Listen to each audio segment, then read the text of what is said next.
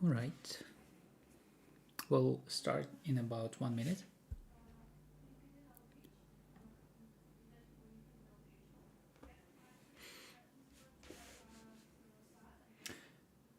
Oh, hi.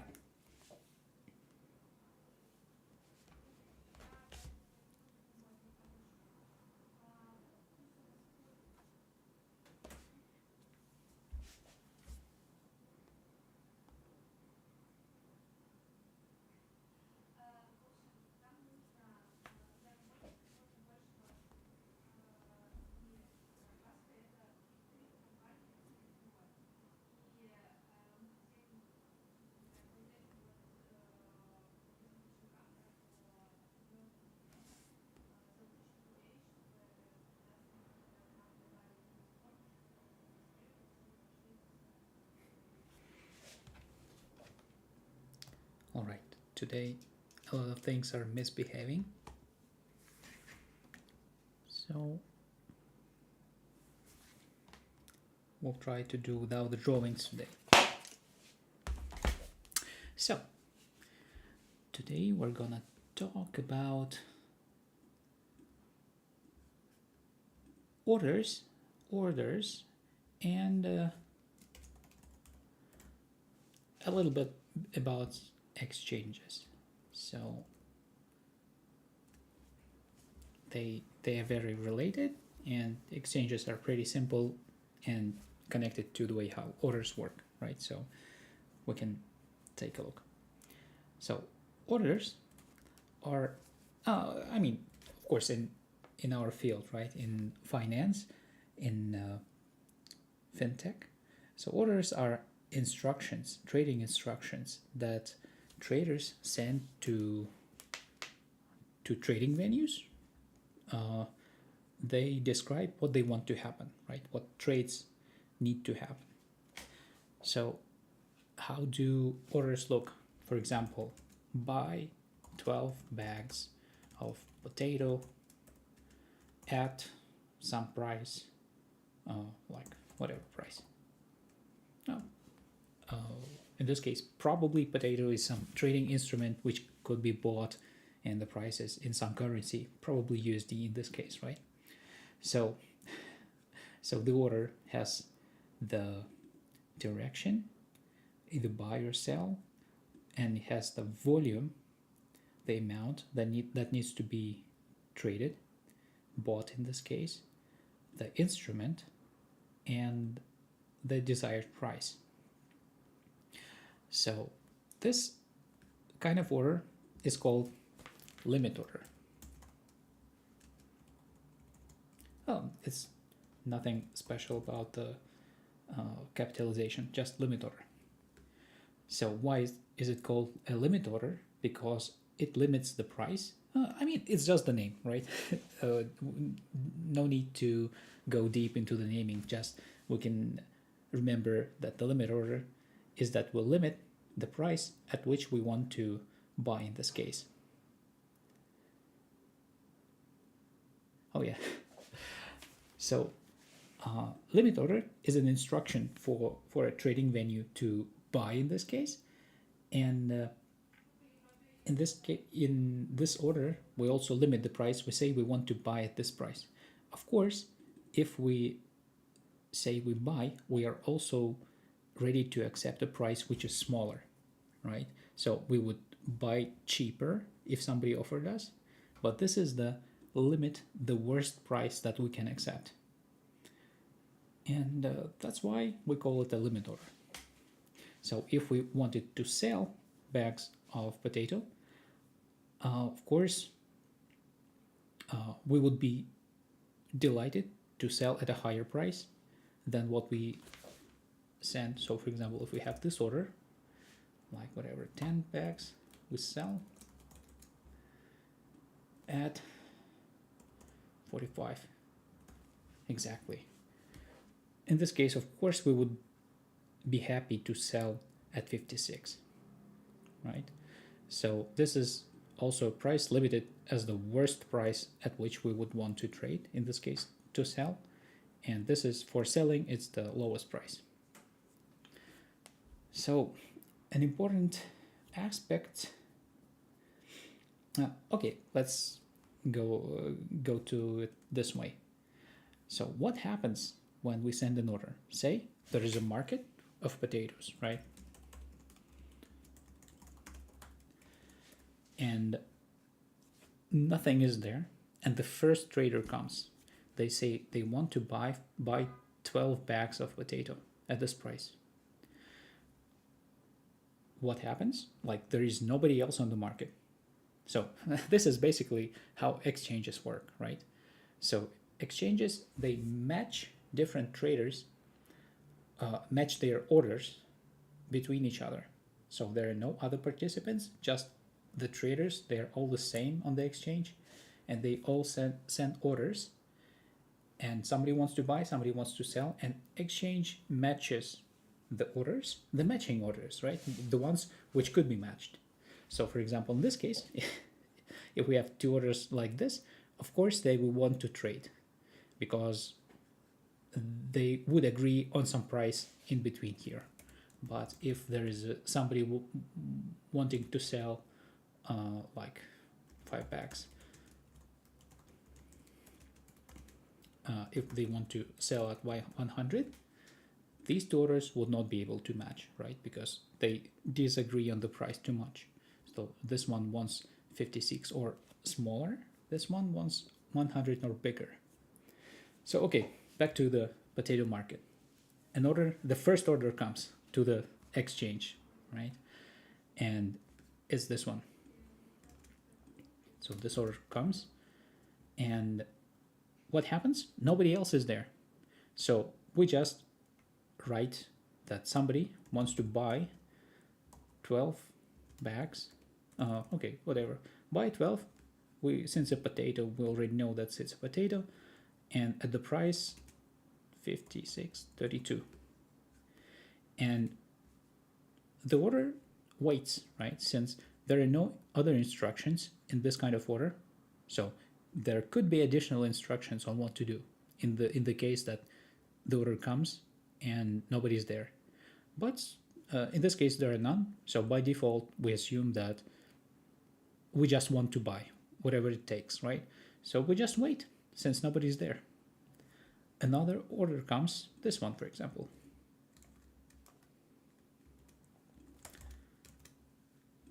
And what happens is that they want to sell at 100. Nobody wants to buy at 100. So they also wait. So they stand until somebody buys there from them. So they want to sell 5 at 100. And these orders, the ones that came to a market and have not been filled so far, and they're waiting for an execution, they are called standing orders. And also they're called open orders. So they are open for execution. Also, important point is that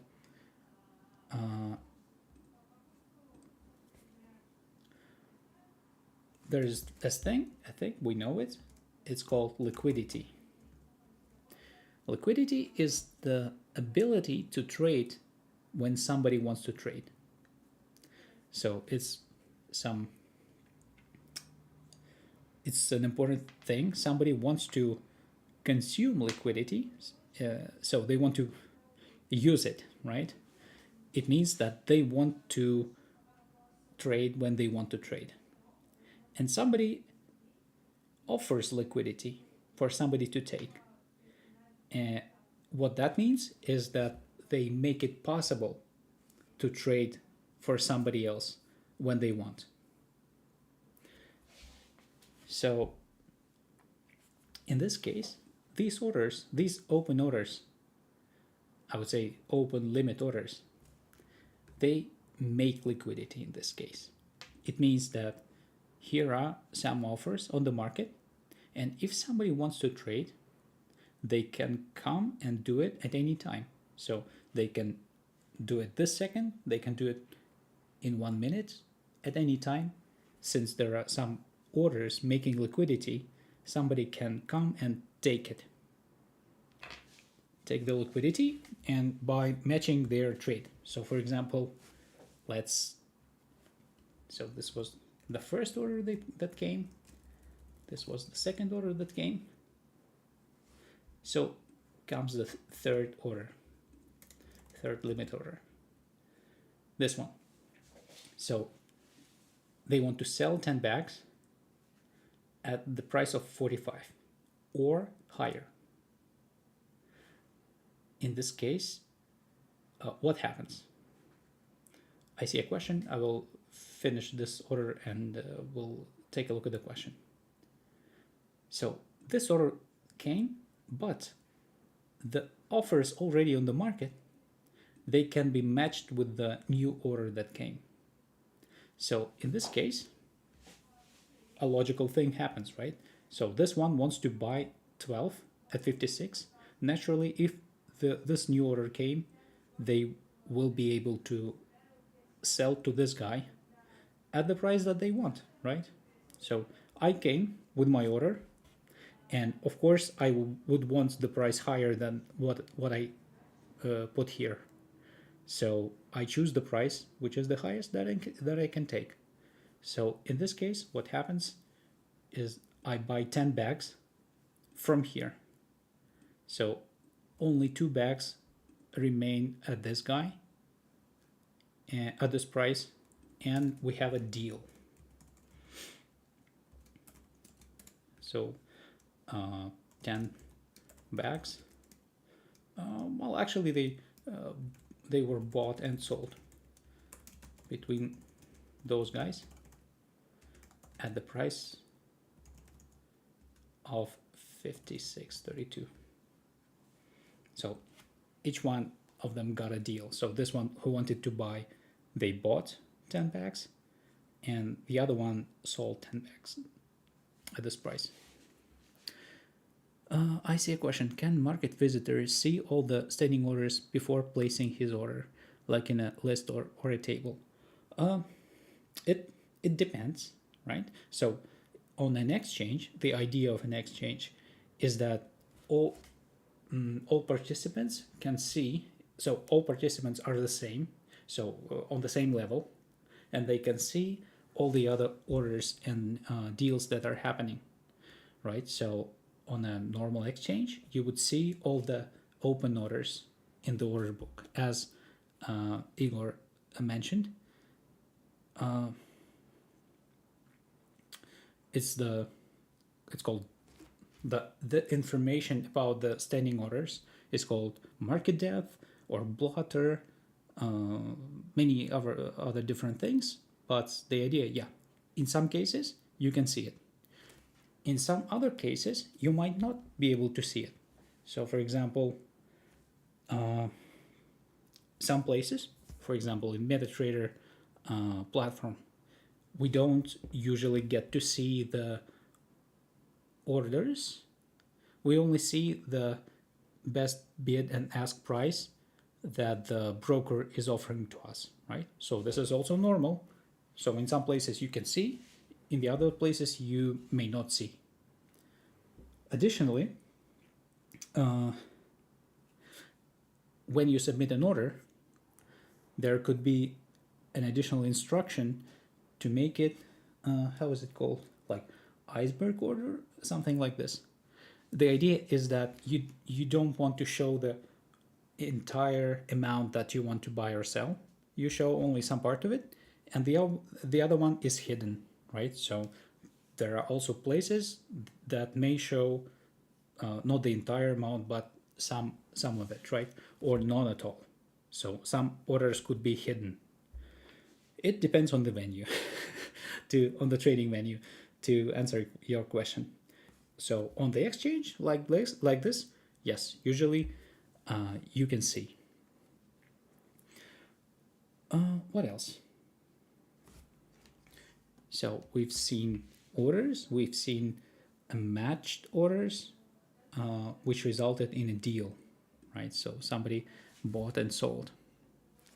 Let's see other kind of orders, and one of them is market order, right?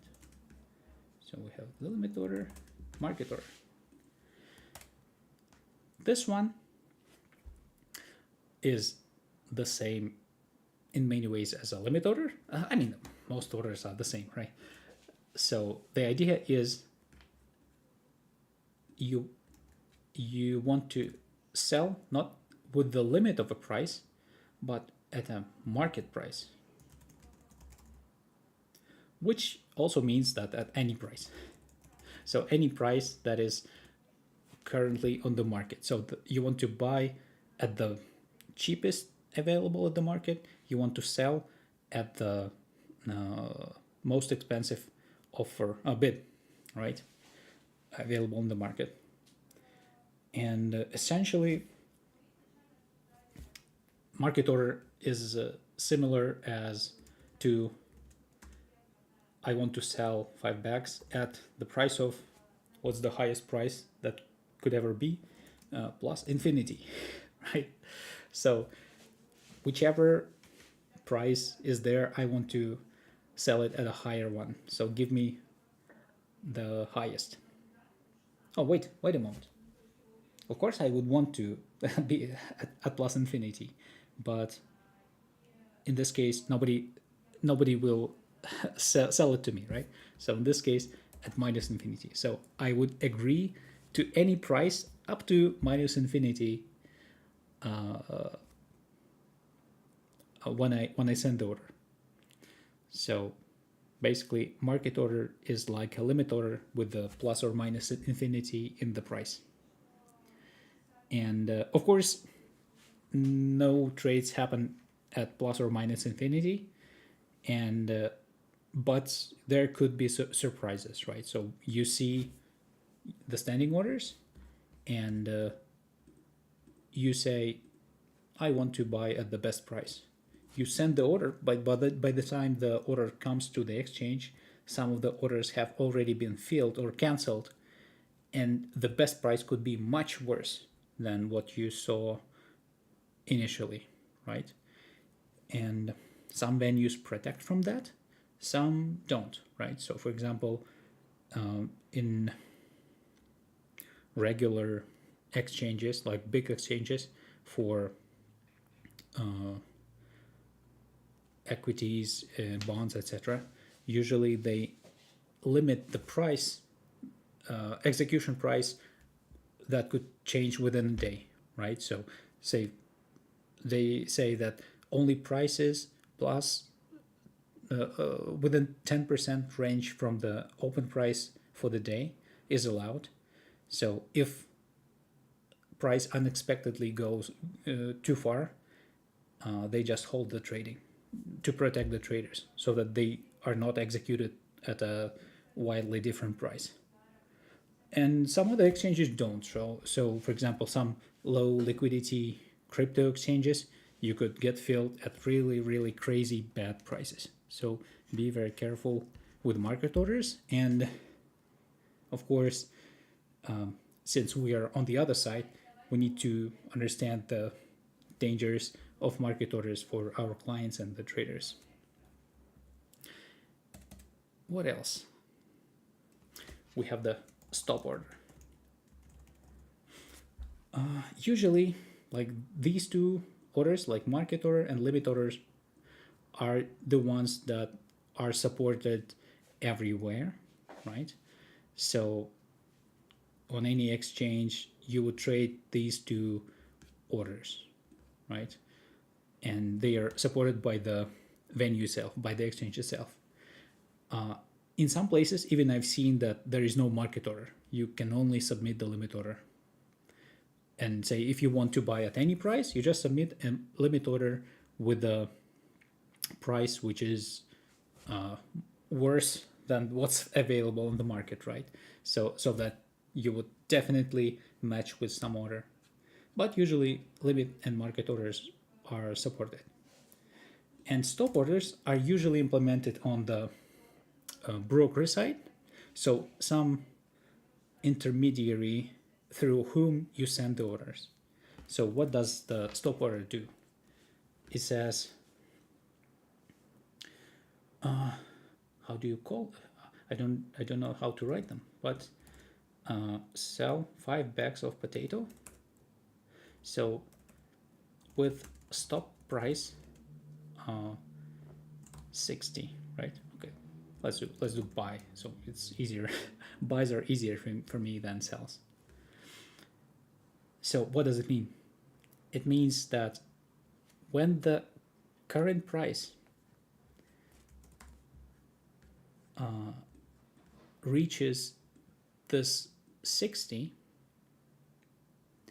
in that moment the order becomes the market order. So it becomes the buy 5 bags of potato at market price. So it's like, how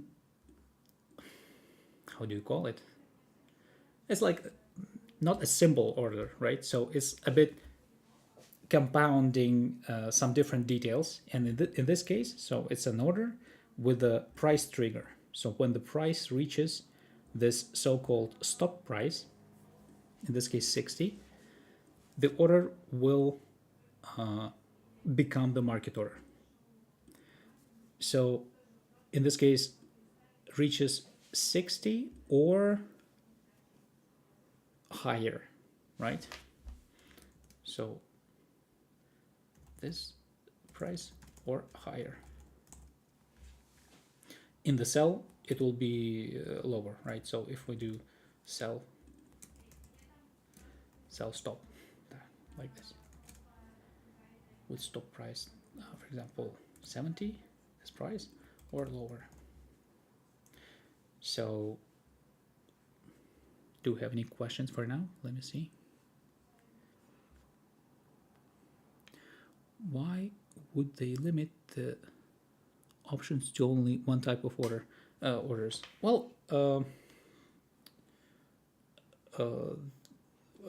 I think it's the question about why would they only support limit orders but not market orders, right?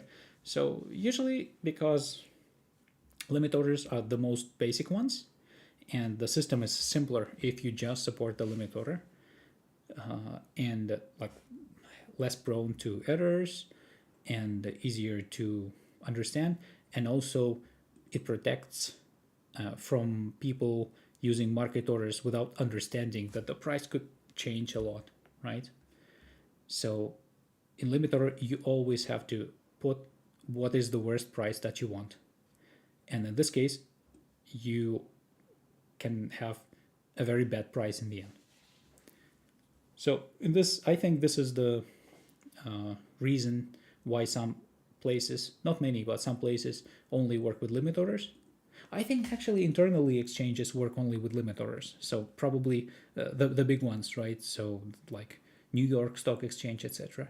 So they probably only support limit orders. And if you want a market order, you specifically say that you want to buy 5 bags at a very bad price. And if you get it, you're the one to blame, right? You put yourself the number that you wanted, the worst one. Another question. Okay, a good question, right? At this point, I don't understand how a limit order is different from a stop order.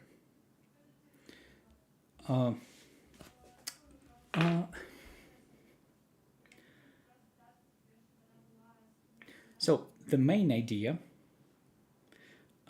Okay, let's do them visually, right?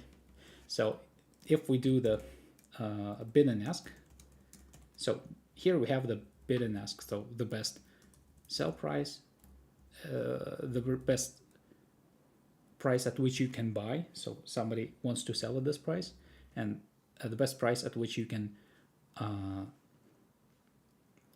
sell. So these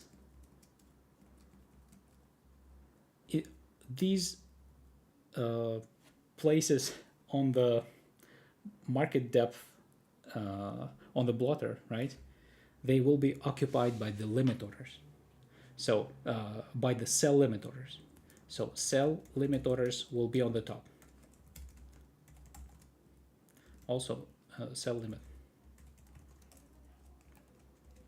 So sell limit orders, like if you take a look on the way orders are placed in the market depth, right? So sell limit orders will be on the top. Why? Because if some of them came with the price at the bid or lower, it would immediately get matched, right? So it and in the bottom part you have the buy limit orders, also buy limit order. So the idea is this is the only place they can be. So sell limit orders can be higher than the current price, and buy limit orders can be lower than the limit price, because these are standing orders. They are waiting until somebody uses them, and they cannot match with each other because these ones wants to sell at a higher price and these ones want to sell at a lower price, to buy at the lower price. So they don't agree with each other at what price to buy. But if somebody comes with a buy limit order,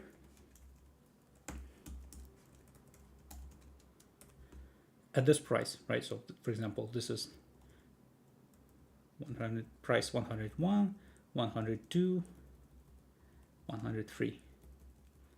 This is 100, 99, 98. So if somebody comes with a limit order buy limit at 102, this order will match with this one, and it will well, of course, first it will match with this one because this one is cheaper, and then if there is enough volume it will match with this one, and it will either vanish, like there will be not enough I mean there will be enough potatoes to sell to that guy who wanted to buy, or this order would cancel these two. I mean, not cancel, it would fill these two. And again, after that, this one will become the ask. And sell limits will be on the top and buy limits will be on the bottom. So the way I keep it in mind is that buy limits are on the bottom and sell limits on the top, just because they cannot be in any other place. Because if they come to the other side, they will immediately get matched and they will become filled orders and not open orders. And the stop orders are the they live in the other side, right? So for example, this order, buy stop 5 bags with the stop price of 60. Okay, let's do it not 60, at 104. We have sell limit order here. So can this buy stop order live here, and can it live here, like in the upper part among the sell limit orders and in the below part? So if we can see, if we try, what happens, right? We can put the buy stop order here. So if we have this current situation on the market, and we send buy stop order with the stop price of 104. So it will stand there and wait until the price touches it. So we have the buy stop with stop price 104, because this order will trigger when the current price touches it or goes above it. But we cannot send the buy stop order here with the price of 99, for example. I mean, we can, but it will get immediately triggered and it will get converted to the market price, to the market order. So eventually, if there are open orders, you will see sell limits on top, buy limits at the bottom. And stop orders, they're in reverse, because if they go to the other side, they will get filled immediately, and you would see the buy stop orders above current price and sell stop orders below current price, because otherwise they will get matched. So this is like one way to see it, right? So these orders leave on the opposite sides relative to the current price. Another thing, right? Sell limit orders, they make liquidity. So they wait until somebody wants to match with them, right? And when somebody wants to trade, they offer them ability to match with them. But buy stop orders, they get converted to market orders like this, and it means that they take liquidity. So they will get matched with another limit order after the price touches them. So the difference is also, to summarize this point, is limit orders, they make liquidity, and stop orders, they take liquidity like the market orders do. Another point, there was another point.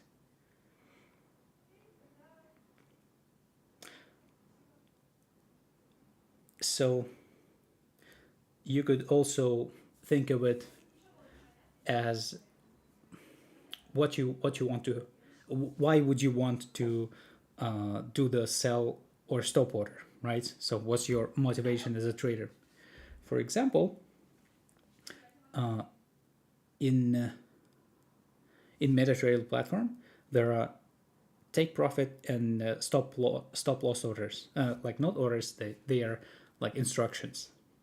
Essentially, take profits are the limit orders, and stop orders are the stop loss instructions, which means that if the price, so here is the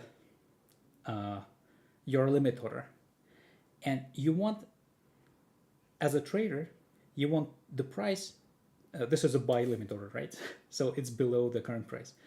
You want that the price touches it and goes back, because when it touches your buy order, it becomes a buy position, so you want the price to go up. And if we have the buy stop order, the price comes from below, and as a trader, when the price touches your stop order, you want the price to continue in the same direction, because your buy stop order becomes the buy position, and you want the price to go higher, so that you bought at a smaller price and the price goes up and you make money. So this is the third way to look at it. So when you place a limit order, as a trader, you want the price to touch it and go back. And for a stop order, you want the price to go through the stop order. Okay, so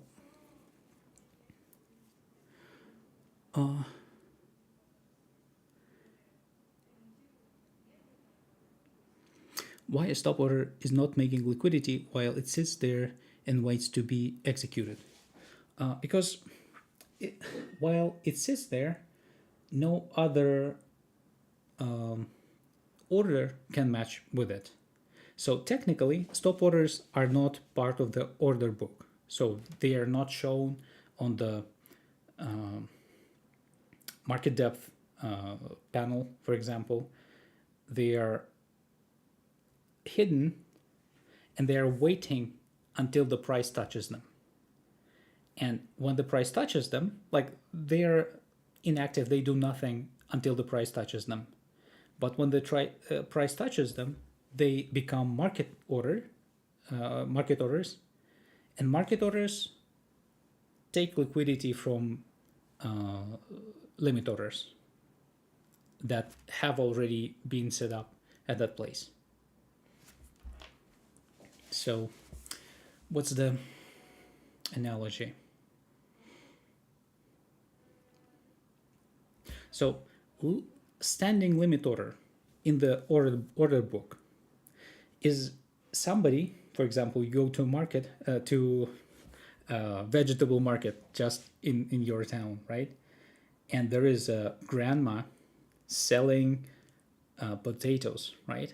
She's sitting there all day with her bag of potatoes, and she's making liquidity. So she's sitting there and waiting until somebody comes and wants to buy from her. So this is the limit order, and that grandma makes liquidity in potato market, and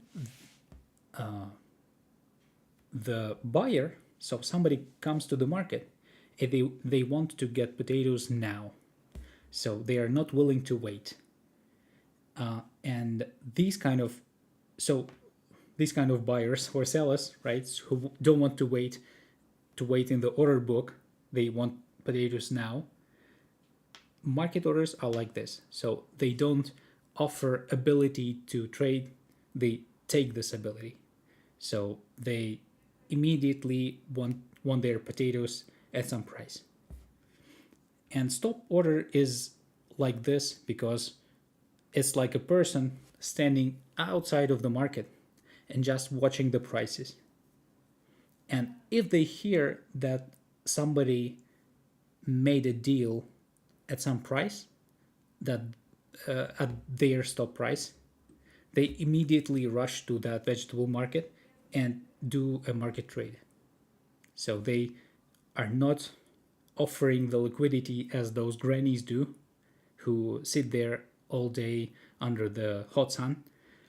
They just wait, and when some condition happens, the price touches, they immediately go and become a market order. Impatient buyer of potatoes. So it's maybe difficult to explain like this, but it takes some maybe getting used to it, right? The way it works. So it's pretty logical. We just can say that limit orders are the main kinds of orders. Market orders are the limit orders that can execute at any price, at any worst price, and they usually match with the limit orders that are standing on the market.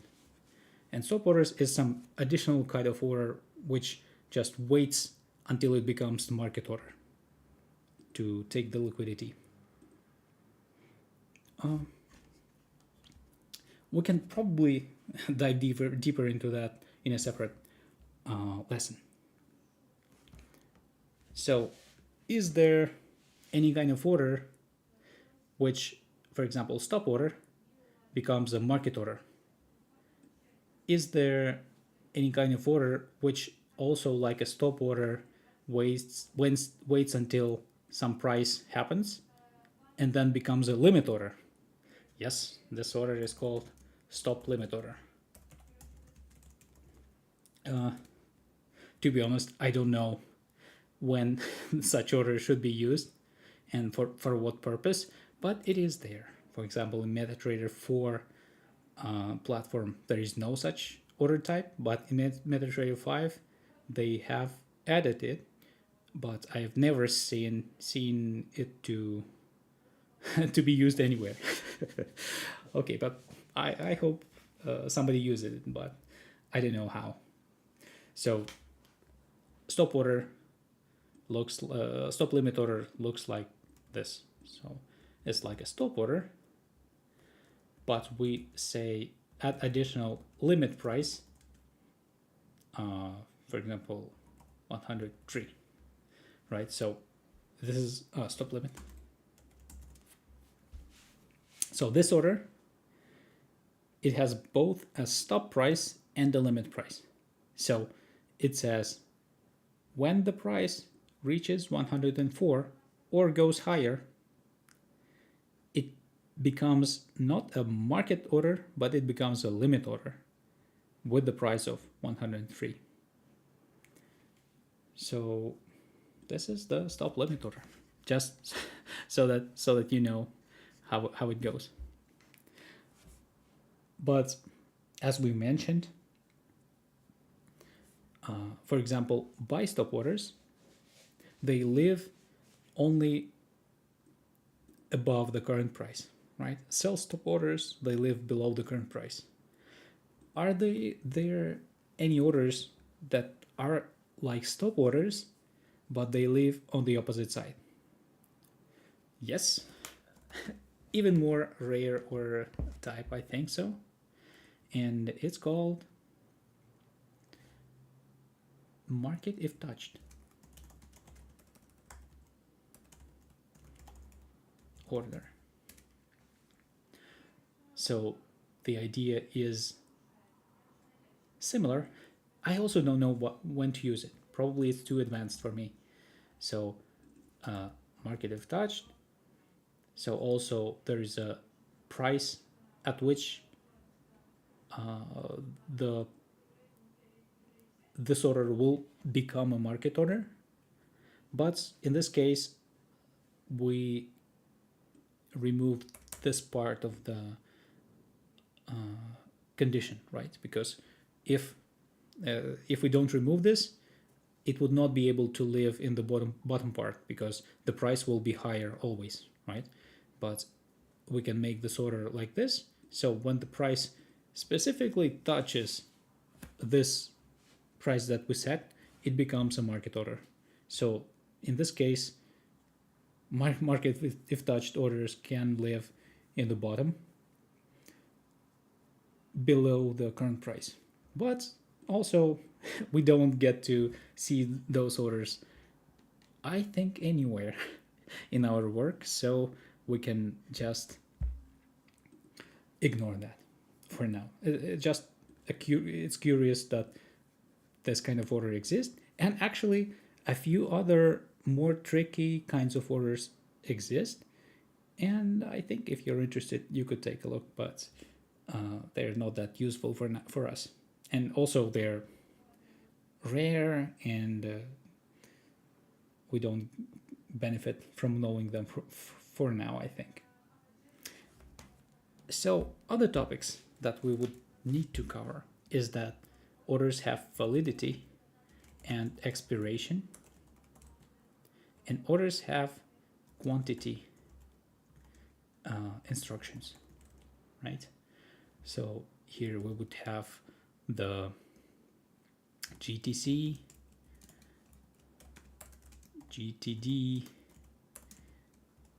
and IOC, FOK, whatever, right? And here we would have AON, MON, etc. But we will not be discussing them today. Looks like it will be a topic of a next lesson. So do we have any questions for now?